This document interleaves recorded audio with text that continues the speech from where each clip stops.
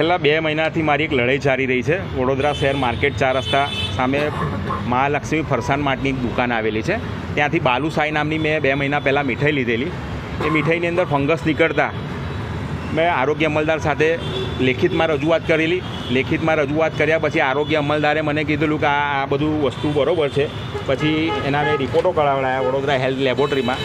રિપોર્ટની અંદર unsafe food આવ્યું છે, એટલે આ ફૂડ ખાઈ શકાય નહીં. અનસેફ ફૂડ આવ્યા પછી કીધું કે અમે અમુક જરૂરી જે ડોક્યુમેન્ટ્સ છે ઓનલાઈન માંગવાના છે.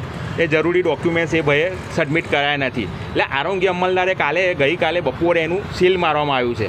અને મને આજે પાક્કી બાતમી મળી કે સવારથી અહીં ગાડી માવાનું વિતરણ ચાલુ રહ્યું છે અહીંથી. એટલે મેં આજે આરોગ્ય અમલદાર જે ફૂડ ઇન્સ્પેક્ટર ભાવેશ ભાવસારભાઈને બોલાવીને હું અહીંયા રેડ કરતા એમને બી ખબર પડી કે અહીંયાથી માવાનું વેચાણ થઈ રહેલું છે. એટલે ભાવસારભાઈ અને એમને મને એવું કીધું છે કે તમે લેખિતમાં રજૂઆત કરો, અમે એની પર સખતને સખત કાર્યવાહી કરીશું. પણ મારું એવું કહેવું છે કે 3 મહિનાથી હું લડી રહ્યો છું. આ પાર્ટી કોઈને ગાંઠતો નથી. તો પછી વડોદરા શહેર મહાનગરપાલિકાની 500 મીટરની અંદર ઓફિસ આવેલી છે અને વડોદરા શહેરના નવા કમિશનર આવેલા છે.